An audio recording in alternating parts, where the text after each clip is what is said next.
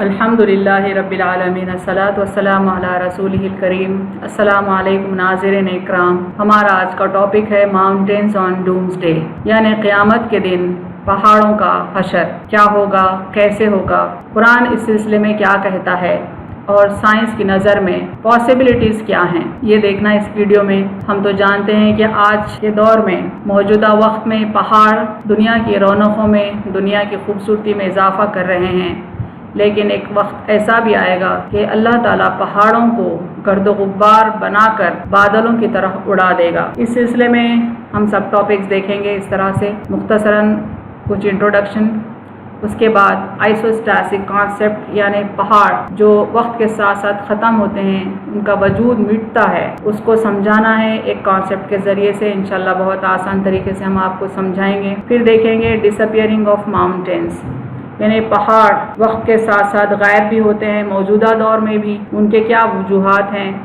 3 वजूहात साइंसदान उमूमन discuss करते हैं, erosion, weathering and extension.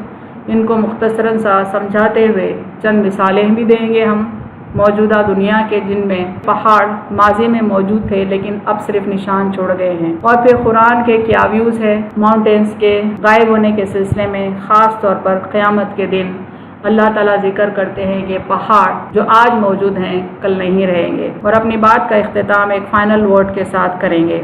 हम ये बात बताते चलें कि पहाड़ जो ज़मीन पर ठहरे हुए हैं अपनी गहरी जड़ें ज़मीन में रखते हैं, यहाँ तक कि मोल्टन मैग्मा में तक उनकी जड़ें डूबी हुई होती हैं। और पहाड़ों का जो हिस्सा ज़मीन की सतह के ऊपर है, या पहाड़ों की जो ऊंचाई ज़मीन की सतह के ऊपर है, उस ऊंचाई की बनिस्बत ज़मीन के अंदर मौजूद उनकी जड़ें बहुत ही गहरी हैं। उसको समझाने के लिए मैंने यहाँ पर एक आइसबर्ग लिया है। आप देखें ऊपर पानी की सतह पर आइसबर्ग है जो हमारी आँखों को नज़र आ रहा है, और उसकी जो जड़ है वो पानी के अंदर बहुत गहराई तक चली जाती है। बिल्कुल इसी के मिसल पहाड़ भी ज़मीन की बहुत गहराइयों तक अपनी जड़ें धंसाया हुआ रखता है, और बिल्कुल एक आइसबर्ग के मिसल जो कि वक्त के साथ साथ पिघलता है। पहाड़ भी वक्त के साथ साथ एरोड होते हैं, यानी बारिश के सबब, धूप के सबब, एटमॉस्फेयर के सबब, विंड्स यानी हवाओं के सबब, कई रीजंस ऐसे होते हैं जो पहाड़ के पत्थरों को रेजा रेजा करते हैं गुजरते हुए वक्त के साथ साथ। तो पहाड़ ऊपर से घटने लगता है, पहाड़ का कद कम होने लगता है। याद रखें, जब आइसबर्ग पिघलने लगता है तो ऊपर का हिस्सा यानी उसका कद कम होने लगता है, तो उसकी जो रूट है अंदर से वो ऊपर उठने लगती है। यानी आइसबर्ग जितना घटना चाहिए सतह के ऊपर उतना नहीं घटता, चूँकि उसकी रूट ऊपर उठने को लगती है, और वो जिस कदर घुलने लगता है उस कदर रूट उसकी ऊपर को उठने लगती है। यानी जब वो सतह पर ख़त्म होता है तो साथ साथ उसकी रूट भी ख़त्म हो चुकी होती है। इसको कहते हैं आइसोस्टैटिक कॉन्सेप्ट, और इस आइसोस्टैटिक कॉन्सेप्ट के तहत ही पहाड़ भी फंक्शन करते हैं। यानी पहाड़ का जो ऊपर का हिस्सा है वो धूप से, हवाओं से, बारिश से, एटमॉस्फेयर के सबब, कई रीजंस के सबब पहाड़ के ऊपरी हिस्से के जो पत्थर हैं वो रेजा रेजा होने लगते हैं। वक्त के साथ साथ पहाड़ की जो बुलंदी है, ऊंचाई वगैरह है, वो कम होने लगती है। तो पहाड़ के जो रूट्स हैं ज़मीन की गहराइयों में वो ऊपर को उठने लगते हैं, यानी पहाड़ को ऊपर उठाने की कोशिश करते हैं। बिल्कुल उसी तरह जैसा कि आइसबर्ग की रूट आइसबर्ग को पानी की सतह पर ऊंचा करने की फिक्र में रहती है, चाहे आइसबर्ग कितना ही पिघलता चला जाए।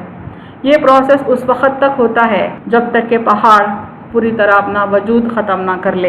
यहाँ पर उसको समझाया जा रहा है। देखें राइट पर, ये एक पहाड़ है और एज्यूम करते हैं कि एटमॉस्फेयर या दूसरे वजूहात से इसके पत्थर रेत रेत हो गए और पहाड़ की जो बुलंदी थी वो कम होती चली गई। तो जो रूट्स हैं यहाँ देखें वो ऊपर को उठने लगते हैं, और ऊपर को उठने के सबब पहाड़ को ऊपर उठाते हैं।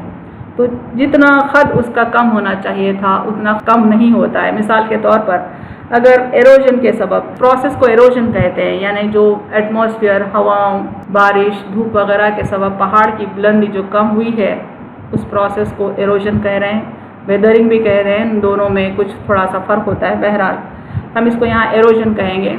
एरोजन के सबब अगर पहाड़ की बुलंदी 5 फीट कम हुई है तो रूट्स उसको इस कदर ऊपर उठा देते हैं کہ 4 فٹ اونچا ہو جاتا ہے، یعنی 5 فٹ کم دکھنے کے بجائے پہاڑ صرف 1 فٹ کم دکھنے لگتا ہے۔ اس میں تفصیل سمجھائی جا رہی ہے۔ آئسوسٹیسی ان ماؤنٹینز کہتے ہیں اس کانسیپٹ کو۔ لیفٹ پر دیکھیں ایک پہاڑ ہے، ایزیوم کرتے ہیں کہ اس کی بلندی 15,000 فیٹ ہے مین سی لیول سے، اور اس کی روٹ ہے، اور ایک پوائنٹ ہم کنسیڈر کرتے ہیں کہ ایروژن سے یا آئسوسٹیسی کانسیپٹ کے سبب یہ پوائنٹ کس قدر ہٹتا ہے دیکھیں گے۔ یہ کانٹیننٹل کرسٹ ہے جس کے اوپر ہمارا چلنا پھرنا ہے۔ وقت کے ساتھ ساتھ ایروژن ہوا، پتھر ریت بنے، پہاڑ کی بلندی گھٹنے لگتی ہے، تو روٹس کیا کرتے ہیں، اوپر کو اٹھاتے ہیں اس پہاڑ کے حصے کو جو زمین پر ہم کو نظر آتا ہے، تو کافی وقت تک بلندی تقریباً 15,000 فٹ ہی لگنے لگتی ہے۔ لیکن جب ایروژن وقت کے ساتھ ساتھ بہت بڑھ جاتا ہے تو روٹس اس وقت تک بہت اوپر کو اٹھ چکے ہوتے ہیں، بس پہاڑ کی چند نشانیاں ہم کو نظر آنے لگتی ہیں، یعنی 15,000 فٹ جو تھا اس سے بہت ہی کم اس کی بلندی ہو جاتی ہے۔ اور ایسے ہی وقت گزرنے کے ساتھ ساتھ پہاڑ کے جو پہاڑیاں چھوٹی موٹی اوپر نظر آ رہی تھی وہ بھی مٹ جاتی ہے، اور جو پوائنٹ زمین کی گہرائیوں میں تھا وہ اوپر کو اٹھتا ہوا بالکل زمین کی سطح تک آ جاتا ہے۔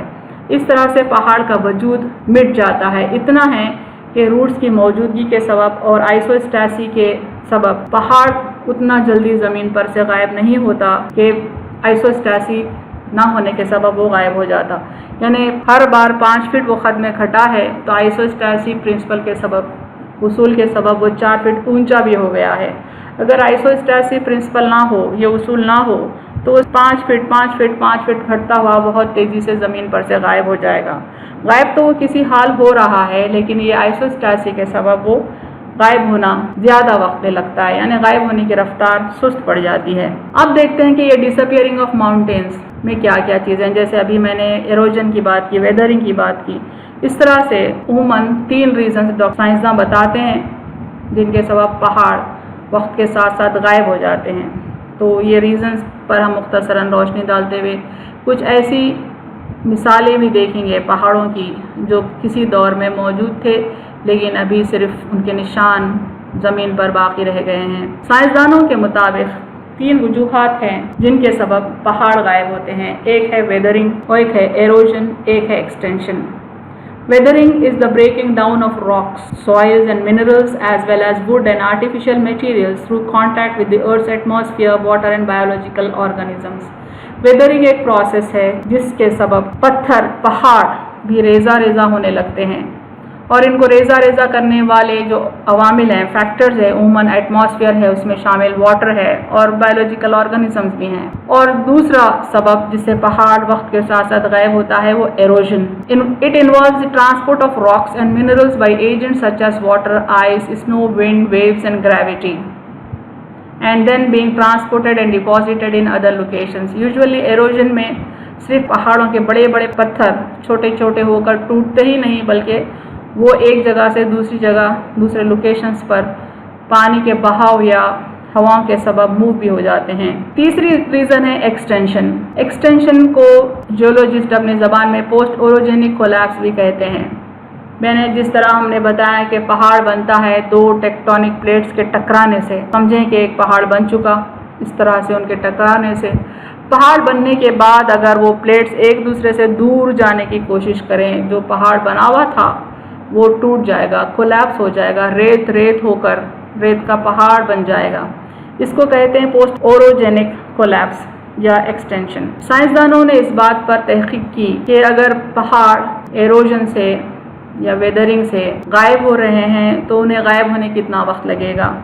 ریسرچ اسکالرز ہیں پٹمین اینڈ گولووچینکو، انہوں نے اندازہ لگایا کہ تقریباً 450 ملین سال لگیں گے ایک ہمالیہ پہاڑ جیسے پہاڑ کو بھی بالکل میدان کی شکل لے لینے میں، یعنی غائب ہو کر ایک میدان کی شکل میں آ جانے کے لیے۔ ایک مثال یہاں پر بتائی جا رہی ہے ناردرن رشیا میں ٹیمانائٹس نام کے پہاڑی سلسلے ہیں، یعنی ایک دور میں وہ پہاڑی سلسلے موجود تھے لیکن صرف نشان ان کے باقی ہیں۔ تو ان پہاڑیوں کی اسٹڈی کی گئی، یا یہ کہیں کہ ہم ان کے آثار کی اسٹڈی کی گئی، تو بتایا جاتا ہے کہ تقریباً 541 یعنی 541 ملین ایئرز بیک وہ ایروڈ ہونا شروع ہوئے، اور پھر तकरीबन 55.6 मिलियन ईयर्स के बाद वो एरोड हो गए और उनके चंद निशान बाकी रह गए। एक्सटेंशन या पोस्ट ऑर्गेनिक कोलैप्स। देखें, मैंने एनिमेशन बताया जिसमें दो प्लेट्स टकरा कर पहाड़ बन रहे हैं। अगर यही वीडियो क्लिप को आप रिवर्स डायरेक्शन में देखें तो वो पहाड़ कोलैप्स हो जाएगा और ये प्लेट्स दूर हो जाएंगे। यानी पहाड़ कोलैप्स हो सकते हैं, गायब हो सकते हैं, रेत के ढेर में बदल सकते हैं अगर ये दो प्लेट्स जिन्होंने पहाड़ बनाया एक दूसरे से दूर चले जाएं। इसकी भी एक मिसाल मैंने ली है, राइट पर देखें। एक पहाड़ी सिलसिला है जिसका नाम है स्कैंडिनेवियन कैलिडोनाइट्स। यहाँ पर राइट पर देखें, इनके बेल्ट्स हैं। ये भी यूरोप का इलाका है। ये एक ज़माने में मौजूद थे लेकिन आज सिर्फ इनके आसार बाकी हैं और इनके वजूद का मिटना पोस्ट ओरोजेनिक कोलैप्स से हुआ है। यानी कि जो प्लेट्स टकरा कर इनको बनाए थे वो प्लेट्स एक दूसरे से दूर हो गए और इनका वजूद मिसमार हो गया, इनकी शख्सियत ख़त्म हो गई, ये रेत रेत हो गए। अभी हमने देखा कि साइंस की नज़र में ये मुमकिन है कि पहाड़ों का वजूद रेत रेत हो जाए वक्त के साथ साथ और उनकी कई वजूहात हो सकती हैं। अब हम यहाँ देखेंगे कि जब क़यामत का दिन आएगा तो पहाड़ों का क्या हाल होगा। हम ये देखने की कोशिश करेंगे कि पहाड़ों की जो बर्बादी का जिक्र कुरान में आता है वो किस सूर के सबब है या किस सूर के मौके पर है। बिस्मिल्लाहिर्रहमानिर्रहीम। इस आयत को देखें। और सूर फूका जाएगा तो बेहोश हो जाएगा जो कोई आसमान और जो कोई ज़मीन में है। यानी पहले सूर के मौके पे ज़मीन और आसमान की हर मखलूक बेहोश हो जाएगी मगर जिसे अल्लाह चाहे। फिर दूसरी दफ़ा सूर फूका जाएगा तो एकाएक वो खड़े देख रहे होंगे। तो इससे अंदाज़ा हो गया कि 2 मरतबा तो सूर फूका जाएगा। देखें, ये प्रेजेंट डे है। पहला सूर फूका जाएगा, टाइम हमारे लिए अननोन है। और फिर पहले सूर से दूसरे सूर तक काफ़ी वक्फा होगा क्योंकि जब दूसरा सूर फूका जाएगा तो आप सल्लल्लाहु अलैहि वसल्लम फरमाते हैं कि लोग ख़बरों से उठ पड़ेंगे तो देखेंगे कि सूरज 1 मील के फासले पर आ चुका है। यह हदीस हम कोट करेंगे आगे। बहरहाल हशर के मैदान में सब जमा होंगे लेकिन अचानक हिसाब किताब नहीं शुरू होगा बल्कि काफ़ी वक्त गुजरेगा। सूरज और चांद गहना दिए जाएंगे, ये ज़मीन दूसरी ज़मीन से बदल दी जाएगी और आसमान दूसरे आसमान से बदल दिए जाएंगे और नई ज़मीन पर हिसाब किताब शुरू होगा। इसकी तफसील मैंने मेरे video creation of the next universe में बताई है, देख लें आप। तो जब इस ज़मीन को दूसरी ज़मीन से बदला जाएगा उससे पहले ये ज़मीन को अल्लाह ताला पहाड़ों समेत उठा कर पटकेगा तो ज़मीन और पहाड़ रेज़ा रेज़ा हो जाएंगे। और फिर उस वक़्त ज़मीन पर अगर कुछ पहाड़ बचे हों तो वो रेज़ा रेज़ा ज़रूर हो जाएंगे क्योंकि पहाड़ों का जिक्र तो आता है इस मौके पर। लेकिन जो वक़्त गुजरेगा पहले सूर और दूसरा सूर और फिर ज़मीन और आसमान के बदल जाने के पॉइंट ऑफ टाइम तक, ये कई बिलियन साल का होगा अंदाज़न इंशाल्लाह। तो इस वक्त में बहुत सारे पहाड़ रेत रेत रेज़ा रेज़ा हो चुके होंगे और अगर कुछ बचेंगे तो वो ज़मीन के साथ उन्हें भी अल्लाह ताला उठाएंगे और पटक देंगे और सारे पहाड़ रेज़ा रेज़ा हो जाएंगे और ज़मीन भी अपने अंदर जो कुछ होगा उगल देगी और इसके बाद ज़मीन की बिसात लपेट दी जाएगी।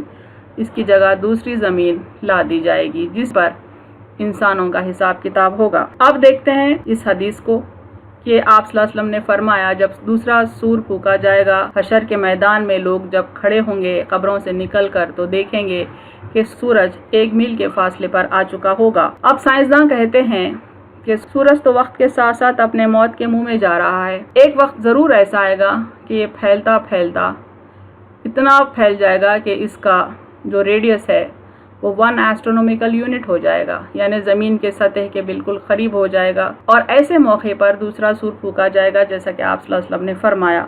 तो इसके लिए वक्त लग रहा है। देखें, science according to scientist 12 billion years, यानी सूरज की ज़िंदगी 12 बिलियन ईयर्स की हो जाएगी। तब ऐसा होगा, याद रखें अभी सूरज की ज़िंदगी उसका लाइफ टाइम 4.5 बिलियन ईयर्स है, यानी काफ़ी बिलियन साल के बाद ये वक्त आएगा। तो इससे अंदाज़ा हो जाता है कि ज़मीन पर मौजूद जो पहाड़ हैं उनके लिए काफ़ी वक्त है रेज़ा रेज़ा होकर रेत रेत होकर बिखर जाएं اس سے پہلے کہ دوسرا سور پھونکا جائے۔ یہ دیکھیں اس آیت کو، وَحُمِلَتِ الْأَرْضُ وَالْجِبَالُ فَدُكَّتَا دَكَّةً وَاحِدَةً، اور زمین اور پہاڑ اٹھائے جائیں گے پس وہ دونوں ریزہ ریزہ کر دیے جائیں گے، یعنی یہ اس وقت ہوگا جب اللہ تعالیٰ فیصلہ کرے گا کہ یہ زمین کی بساط لپیٹ دینی ہے، اس کی جگہ ایک دوسری زمین کو لانا ہے۔ وَيَوْمَئِذٍ وَقَعَتِ الْوَاقِعَةُ، پس اس دن قیامت ہوگی۔ اور پھر اللہ تعالیٰ فرماتے ہیں کہ یہی دن اللہ تعالیٰ بندوں کو ان کے نامہ اعمال دے گا، یعنی دوسری زمین جب بچھا دی جائے گی تو اس پر حساب کتاب شروع ہوگا، لوگوں کو ان کا نامہ اعمال دیا جائے گا۔ وَيَوْمَ نُسَيِّرُ الْجِبَالَ وَتَرَى الْأَرْضَ بَارِزَةً وَحَشَرْنَاهُمْ فَلَمْ نُغَادِرْ مِنْهُمْ أَحَدًا، اور جس دن ہم پہاڑوں کو چلائیں گے اور تو زمین کو صاف میدان دیکھے گا اور سب کو جمع کریں گے اور ان میں سے کسی کو بھی نہ چھوڑیں گے۔ اللہ تعالیٰ یہاں پر دو اہم باتیں بتا رہے ہیں کہ اس دن پہاڑ چلیں گے۔ ظاہر سی بات ہے کہ جب پہاڑ ریزہ ریزہ ہو جائیں گے اور اگر زلزلے کے جھٹکے شروع ہوں تو وہ گرد و غبار بن کر آگے بڑھیں گے، جیسا کہ سینڈ اسٹارم ہوتا ہے، ریت کا طوفان اٹھتا ہے، اور پھر تھوڑے وقت کے بعد ہم کو نظر آئے گا کہ زمین بالکل صاف میدان ہے، اس پر کوئی نشانی باقی نہیں رہے گی، کیونکہ اس سے پہلے بہت پہلے سمندر آگ بنا دیے جا چکے ہوں گے سورج کے قریب آنے کے سبب۔ یوم ترجف الارض والجبال وکانت الجبال کثیبا مہیلا، جس دن زمین اور پہاڑ لرزیں گے اور پہاڑ ریگ رواں کے تودے ہو جائیں گے، یعنی جیسا میں نے 3 وجوہات بتایا ابھی کہ ایک وجہ ایکسٹینشن ہے، تو اندر زمین کے ٹیکٹونک پلیٹس ہیں وہ پوری طرح سے ڈسٹرب ہو جائیں گے جب زمین کو بھیانک زلزلہ آئے گا، تو پہاڑ کولیپس ہو جائیں گے، ریگ رواں ہو جائیں گے اور وہ ریت کے تودے بن جائیں گے۔ وَإِذَا الْجِبَالُ نُسِفَتْ، اور جب پہاڑ اڑائے جائیں گے۔ ظاہر سی بات ہے کہ جب وہ ریت ہو جائیں گے، چاہے کس وجہ سے ہو، ایروژن ہو یا ویدرنگ ہو یا ایکسٹینشن ہو، وہ جب ریت ہو جائیں گے اور ایسے وقت اگر بھیانک زلزلے آئیں یا اللہ تعالیٰ تیز و تند ہوا چلا دیں تو پہاڑ اڑنے لگیں گے۔ وَيَسْأَلُونَكَ عَنِ الْجِبَالِ فَقُلْ يَنسِفُهَا رَبِّي نَسْفًا، اور لوگ آپ سے پہاڑیوں کی نسبت پوچھتے ہیں کہ قیامت میں ان کا کیا حال ہوگا، سو آپ فرما دیجئے کہ میرا رب ان کو بالکل اڑا دے گا، یعنی جو پہاڑ طویل وقفے کے بعد ریت کی شکل میں موجود ہوں گے حشر کے دن، اس وقت اللہ تعالیٰ ان پہاڑوں کو ایسے اڑا دے گا جیسے کہ وہ بادل ہیں۔ وَسُيِّرَتِ الْجِبَالُ فَكَانَتْ سَرَابًا، اور پہاڑ اپنی جگہ سے ہٹا دیے جائیں گے سو وہ ریت کی طرح ہو جائیں گے، یعنی اب جس طرح سے وہ اسٹینڈنگ فارم ہے، یعنی کھڑے ہوئے ہیں مضبوطی کے ساتھ، اس دن وہ نہیں رہیں گے، بس وہ ریت ہو جائیں گے۔ وَإِذَا الْجِبَالُ سُيِّرَتْ، اور جب پہاڑ چلائے جائیں گے، یعنی جب ریت ہو جائیں گے اور بھیانک زلزلوں کا سلسلہ بھی چلتا رہے گا تو وہ اڑیں گے ہواؤں میں اور ایسا لگے گا جیسے وہ چل رہے ہیں۔ یوم تکون السماء کالمہل وتکون الجبال کالعہن، جس دن آسمان پگھلے ہوئے تانبے کی مانند ہوگا اور پہاڑ دھنی ہوئی رنگدار اون کی طرح ہوں گے، چونکہ پہاڑ ابھی موجودہ دنیا میں بھی رنگ برنگے ہیں، لال، پیلے، گلابی، ہرے۔ ظاہر سی بات ہے کہ ان کی بنی ہوئی ریت جب یہ ریت میں تبدیل ہوں گے تو رنگین ہوں گے، اور جب زلزلے بھیانک آئیں گے تو یہ رنگین اون کی طرح اڑیں گے۔ وَبُسَّتِ الْجِبَالُ بَسًّا فَكَانَتْ هَبَاءً مُنبَثًّا، اور پہاڑ ٹکڑے ٹکڑے ہو کر چورا ہو جائیں گے سو وہ غبار ہو کر اڑتے پھریں گے۔ وَتَرَى الْجِبَالَ تَحْسَبُهَا جَامِدَةً وَهِيَ تَمُرُّ مَرَّ السَّحَابِ صُنْعَ اللَّهِ الَّذِي أَتْقَنَ كُلَّ